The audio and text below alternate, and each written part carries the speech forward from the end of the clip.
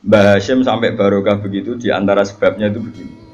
Dulu itu kan beliau itu ya umumnya orang ya pernah santri, gurunya banyak. Singkat cerita gini, ini yang perlu jadi madhab saya dan saya fatwakan terbuka seperti ini. Andai kan semua orang dipenjarakan oleh cintanya kepada Allah, kamu gak usah khawatir hidup di mana-mana, pasti dia akan murid-murid agamanya. Aku kan ngene-ngene ku kiai, kan anak kiai, muridnya kiai, jadi tahu betul seperti itu. Saya punya teman sekarang jadi DPR provinsi di Kalimantan, itu orang Bali. Dulu ngaji sorokan muin sama saya di Sarang. Dia alumni Pondok Sidogiri. Itu bapaknya keluarga besarnya bakul sate. Ke Bali itu niatnya adul sate. Ya santri pedotan. Oh, mereka pedotan ketua MUI. Yang Madura maksudnya sesuai kelas masing-masing. Bareng bakul sate sukses ngajak ponakane, ngajak tanggane. Tahu-tahu kampung situ jadi komunitas Madura.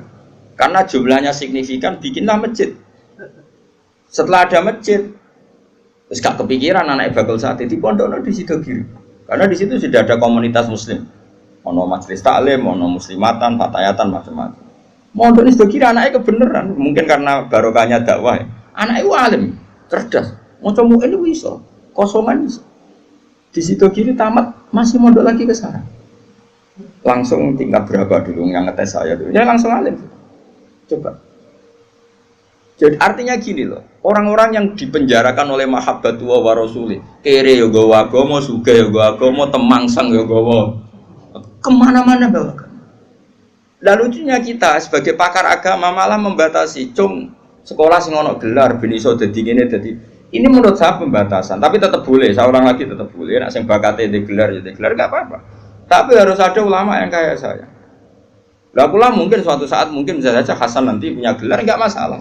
Bisa saja anak sana punya enggak masalah. Tapi tetap tak cekoi pikiran seperti ini sehingga kalaupun punya gelar, gelar itu tidak mengikat hanya membidik departemen atau yayasan tertentu. Tetap yang dibidik itu dakwah ilallahi wa ila rasul. Ini penting dan saya akan berkali-kali ngomong gini terus sampai saya mati. Bila perlu mati aku wali sing urip tak peduli. Asal sing urip ya wali pisah. Kan ono sinyale lah ana wali kan angel petuane. Kan gak sambung. Sinyale beda. Sing wali padha waline iso calling-callingan ning sak gambare. Sing ora kan wis berat. Nggih, wali ku kelas kan. Wali ku beda. Kaya Nabi Yakub, Nabi Yusuf itu menungso digoda Zulaikha meh tertarik. Bareng meh tertarik, mulai rontok sawat bapake ditewah kok. Padahal bapake ning Syria ning Kanaan, Nabi Yusuf bedane ning Mesir. Piye? Bapake ning Syria, gawe kepae ning Palestina.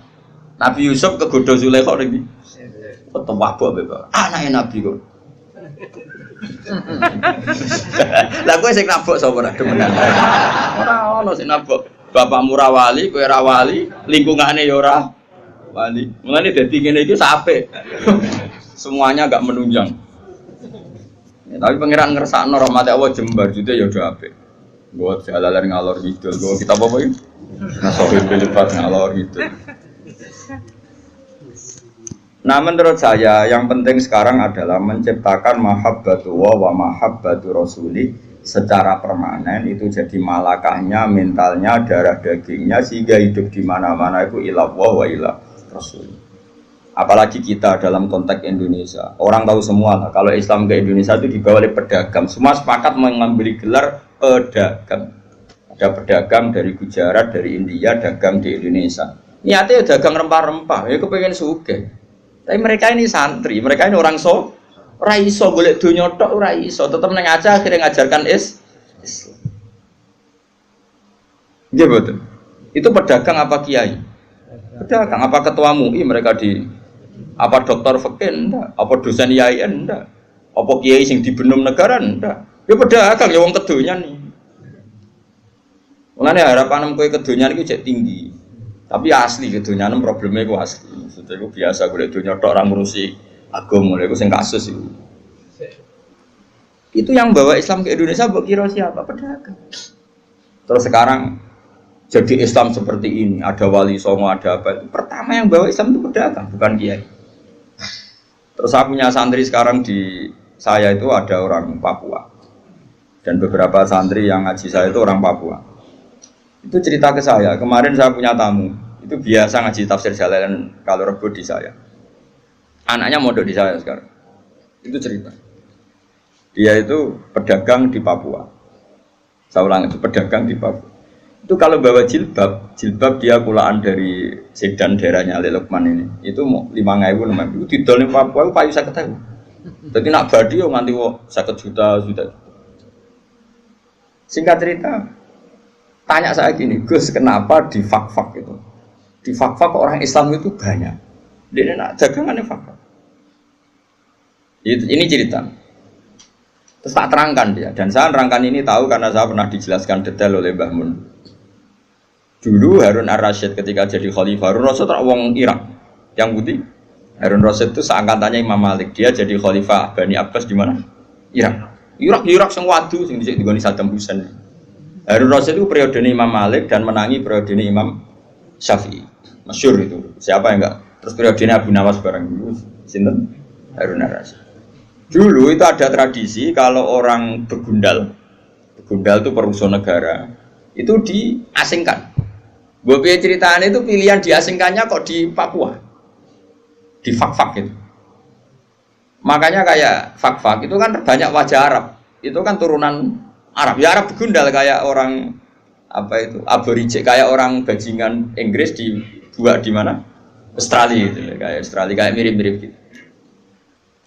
Singkat cerita, mereka Nyon Sewu tuh awal-awalnya dibuat situ karena begundal, dianggap perusuh di Irak.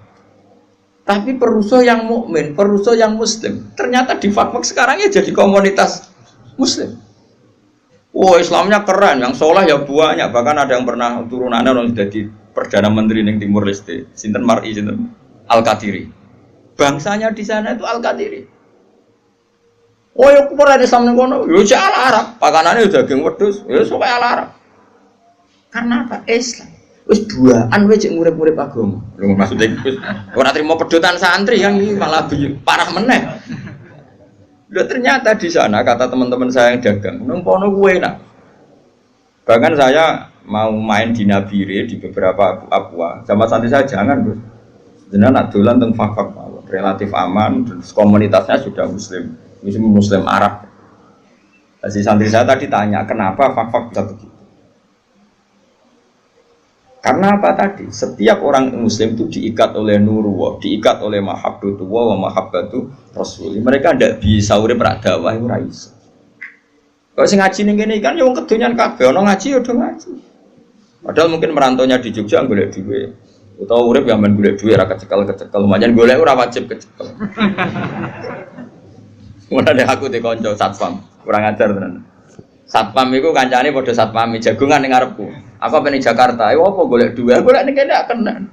Lha nek lha piye kok golek ning kene? Kan golek ora wis ning kene padha-padha ra mesti kecekel ya. Lah nek maro Jakarta njupuk duit lah. Tapi nak golek ning kene ayo golek wae. Ya omongan cangkem elek tapi masuk akal. Lah padha-padha golek lah apa adu-adu ora mesti kecekel.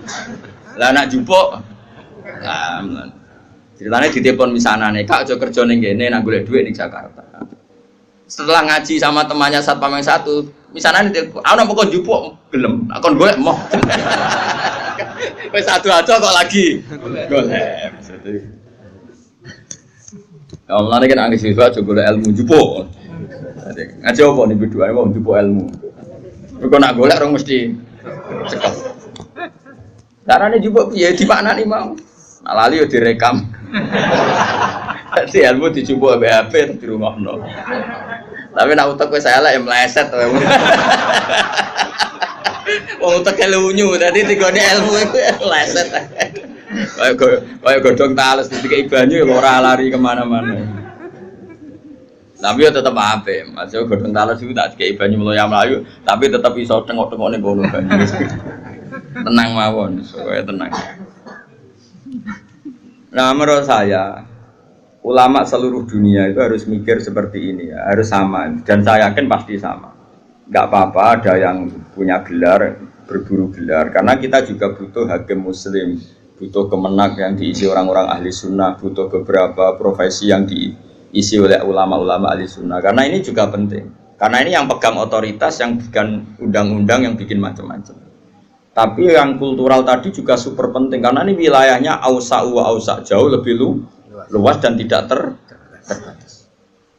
Sama nih fakta nangis.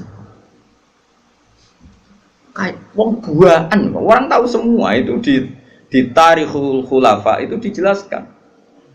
Mulane darani Irian Jaya itu karena sing darani itu wong Arab. Jadi ceritanya buareng wong Timur Tengah, wong Irak tadi dibuak ning Irian, roh wong udo-udo. Bahasa Arab udo ora Uryan. Uryan iki maknane udo, Aryan, Uryan iku maknane udo. Wah, kaget wong Arab. Wong Arab begudala kan cobaan.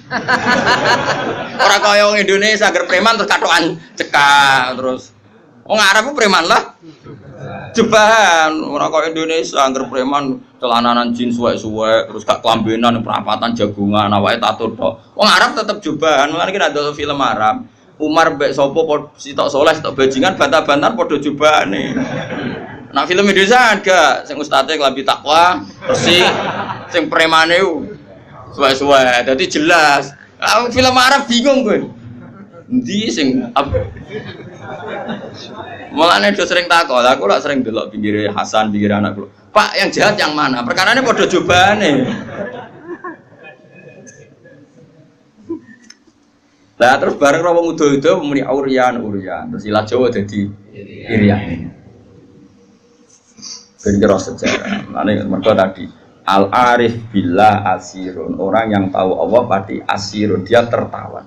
Tertawan oleh cintanya kepada Allah dan Rasul. Itu contoh fisik ya sampean gak minggat. Coba alasan sampean gak minggat itu apa? Karena tertawan oleh cinta kamu kepada anak-anak. Itu kan gak dipenjara secara fisik, tapi kamu dipenjara secara emosional, secara mahabbah. Coba, kayak Ruhin ini kan kudunya wis minggat, tapi sayang anak, akhirnya ra minggat. Kok nado anakku, mesti begitu. Coba yang menjara kalian semua itu apa coba? Cinta kita pada keluarga. Nah, bayangkan kalau itu terjadi pada Jalalullah wa azamatuh, pada Asmaul Husna, karena kita terikat oleh sifat-sifat Allah dan kita tahu Allah itu as-somad, zat yang harus kita tuju. Kemana-mana kita bawa Allah. Jika jadi pedagang ya kayak orang India yang di Aceh tetap menyebarkan Islam, kayak orang Madura yang di Bali tetap menyebarkan Islam, kayak penjahat yang dibuang Harun Ar-Rasyid di Fak-Fak ya tetap menyebarkan. Lalu kalau rada engkar kan ana wong saleh terus jadi juri MTQ atau jadi pegawai Kemenak pembina haji terus bangga kula niku naif cara. Syukur oleh lah syukur, tapi ora usah bangga. Piye-piye posisine ku mendapat ketika orang lain memberi. Lho akeh Kang, santri pedotan urip ning desa sing abangan. Di tanah sithik diwakafno nggo madrasah. Di penghasilan sapine anak didol nggo gaji guru. Padahal mondoke ra khatam Quran. Tapi dia ngurip-ngurip agama. Tapi nak kowe khatam lanya juara. Dikai umroh, dikai duit. Lho cara Allah ya keren sing ngekeki timbang sing di. Tapi kayak ojo terus gedeng sing juara, kayak hasud kriminal. Tapi nak sing juara kok kumo luhur, merasa Qur'annya terbaik tak lorot ya. Banyak orang yang memberi untuk Quran bukan mendapat. Kayak wong adol Tegal demi haji, kowe haji kajekno negara nek biangga, kayak orang pilihan mergo dikajekno negara. Orang lain kaji wadol Tegal tukaran mbek anak bojone. Sing anake Pak kok Tegal lah kok bodol terus piye? Sing tak waris sapa mbok kaji? Wes ra waris-warisan. Pak Rumat mulai cilik kok tuwek iki arep-arep warisan. Pokoke tak dol nggo kaji. Lho kula nate lho nyelesekno sengketa ngoten lho. Tangga kula iku di Tegal sitok. Pamit kula ape didol nggo kaji. Anake ya sowan kula. Kak, iku nak didol anak-anak ra diwarisan. Bantah-bantahan teng arep kula. Cuma wong aku ra melu di dunya ngeten, Pak. Kula dadi juri bantah-bantahane jenengan mbek anak, tapi kula ora usah melo-melo. Terakhir kalimatnya aku jek eling. Pokoknya tak dol, anak tak rupat mulai cilik tekan tua jajuk warisan. Pokoknya tak dol, gue kaji, didol akhirnya kaji. Orang kaji seperti ini kan hebat, endawo hebat. Dia yunfik, memberi untuk Islam. Dia memberi untuk haji. Sementara ada orang merasa bangga karena dikajikan negara. Dia itu mendapat. Di mana-mana al-yadul ulya khairun minal yadis sufla. Di mana memberi itu jauh lebih baik ketimbang menerima. Tapi soal bangga ya bangga, gue ya sing bangga syukur dewi aneh. Alhamdulillah untuk kaji gratis, terus profesional, memang negara butuh. Saya pun pernah ditawarin kaji gratis oleh negara. Saya pun suatu saat ya mau, tapi kalau saya mau memang haji itu butuh mufti, butuh pemandu, butuh tahu sah tidak. Kalau berangkatnya karena itu kan dia tidak terlintas bangga dikajikan negara, bahkan dia membawa mas'uliyah, membawa tanggung jawab. Kalau itu fil jannah. Atau kamu jadi juri MTQ gak apa-apa, tapi niatnya menstandarkan makhraj, menstandarkan tahfidz, menstandarkan cara baca Quran, niatnya ngono. Nah sing niatnya ngono kan gak kober umuk mbek tanggane. Gak kober bangga, gak kober pokrol. Wong dekne merasa mas'uliyah banyak tanggung. Nah, tapi problemnya rata-rata kelakuannya orang ngono iku. Seakan-akan keren karena dipilih negara. Itu kita harus keras, nggak bisa. Mulane kalau setuju model Mbak Arwani ngaramno MTQ. Sebenarnya bukan karena haramnya MTQ itu enggak. Orang tahu semua lah di dunia khufat kalau Mbak Arwani mengharamkan santrinya musabakoh. Sebetulnya secara filosofi hukum itu bukan musabakohnya. Saya tahu betul tentang fikih. Saya yakin musabakoh itu halal. Saya tahu betul posisi fikihnya. Saya ulang lagi posisi fikihnya. Tapi mungkin Mbak Arwani yang diinginkan adalah wong hafid itu aja mental entuk, tapi mentalnya itu yang penting. Kalau sekedar musabakohnya sepele loh. Ora sepele piye wong negara iso ana anggarane karek ngekeno. Terus prosedur ini ya wis. Tapi tetap baik loh yang musabakoh soalnya tetap. Yang jurinya tetap baik. Tapi Mbok Yao mentalnya seperti yang saya jelaskan. Saya ulang lagi mentalnya Mbok Yao yang seperti saya jelaskan. Saya pikir wong kaji ditunjuk negara. Kula nggih bolak-balik, kula niku kiai Kang sering ketemu kiai. Gus alhamdulillah Gus tahun ini kula ditunjuk pemerintahan Rembang, pemerintahan mana untuk haji Gus gratis kula ban. Ya alhamdulillah wae ora usah cerita aku ini. Ya biasa wae. Saya takut, jenengan kita ora seneng. Ya ora seneng ngono kiai ngomong liya kaji wadul Tegal seru. Tukaran sih adol Tegal. Oh seru. Wah iku jos tenan. Mau nak kaji so nangis, yo nangis dosane nangis Tegale ya. Kaji ngono kan seru, kok yo nangis dosane yo nangis Tegale. Yo kadang itu peman ya kan. Jadi donya ilang kan kadang yo.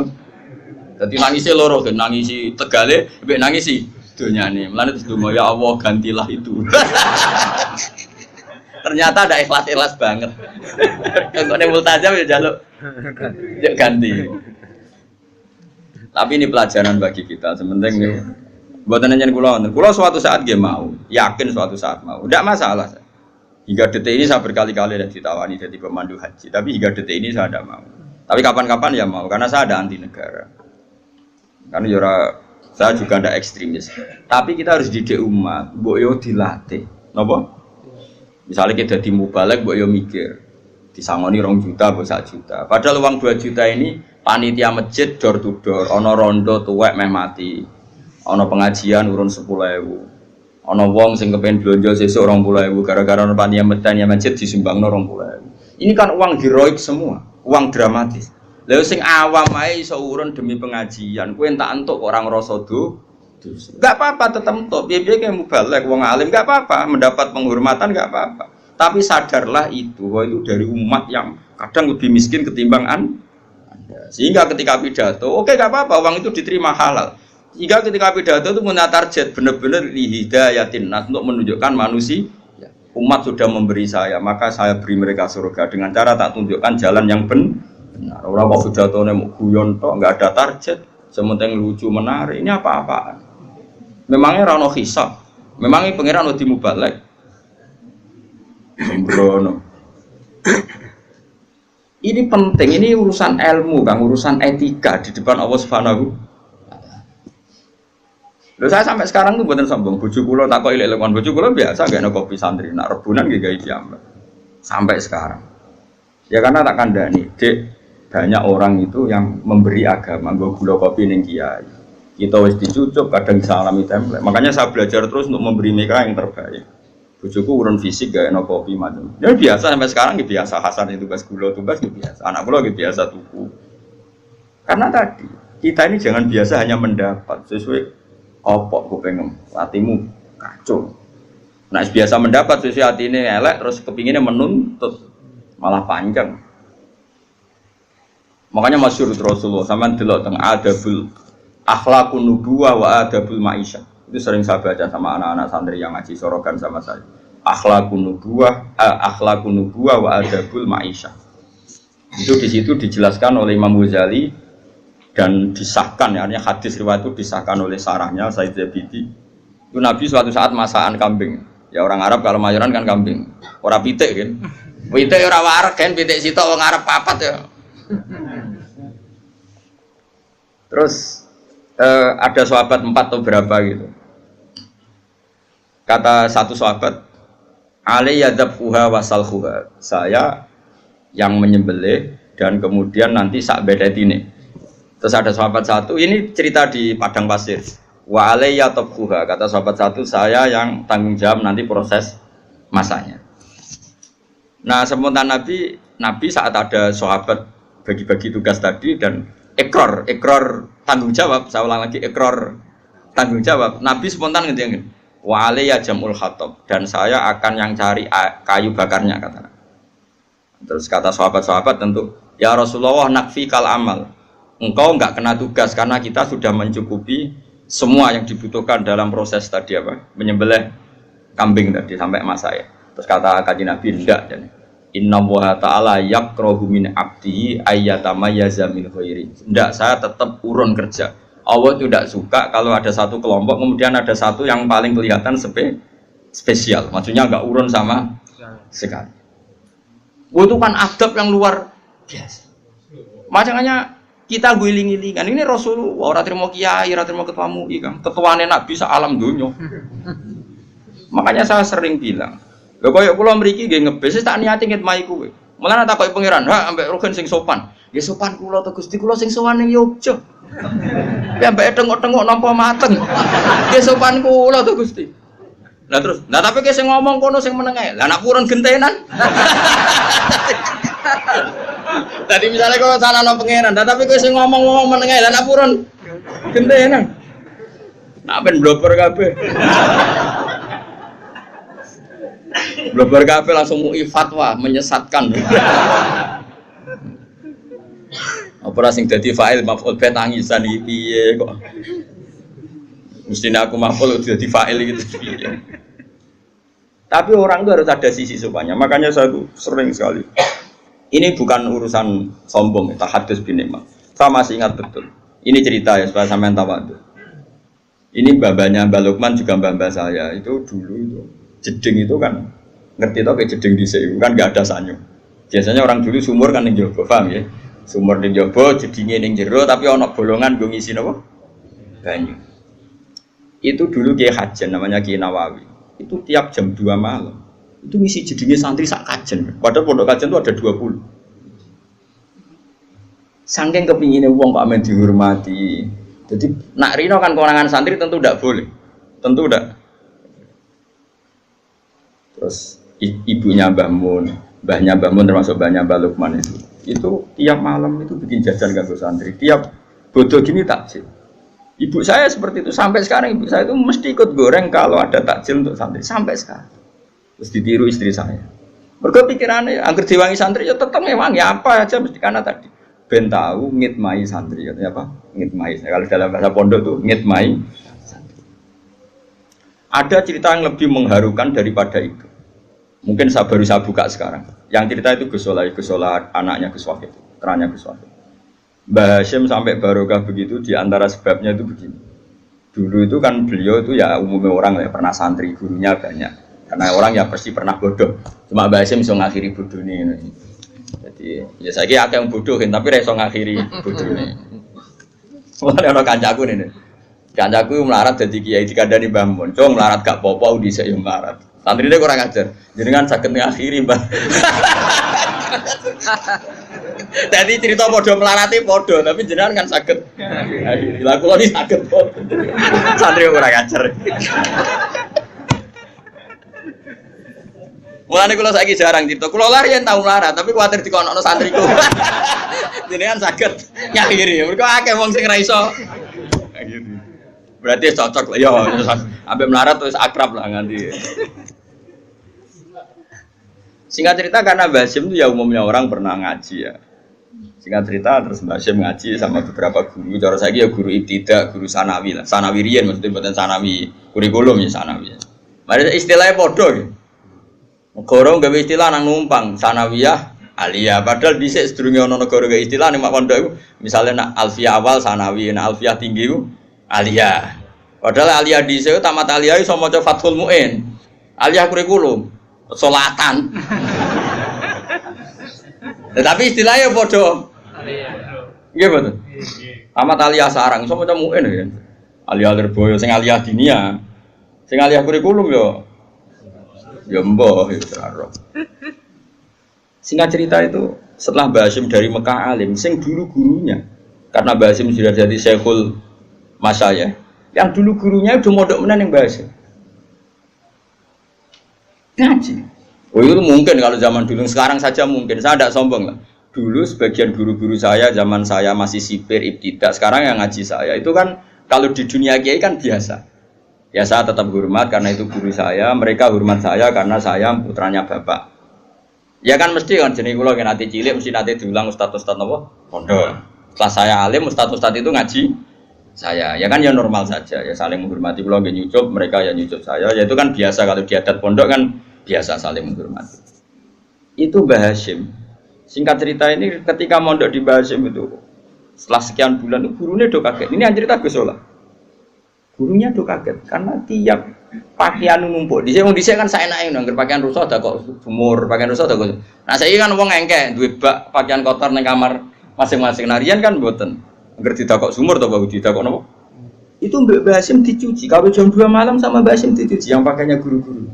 Dicuci, disetrika terus dikembalikan. Itu berbulan-bulan. Sesuai guru-guru itu sepakat. Sempat do GR mereka. Wis piye awak dhewe rene wis kiai. Tak menawa santrine karena mereka wis kiai dadi sempat GR. GR ku gede rumangsa. Piye-piye kene yo kiai, paling yo santri-santri sing kepengin khidmah. Jadi sempat gak dilacak mergo GR. Yo GR mergo dekne kiai pasti ya santrinya. Tapi mosok iso. Biasanya santri ora pangerten.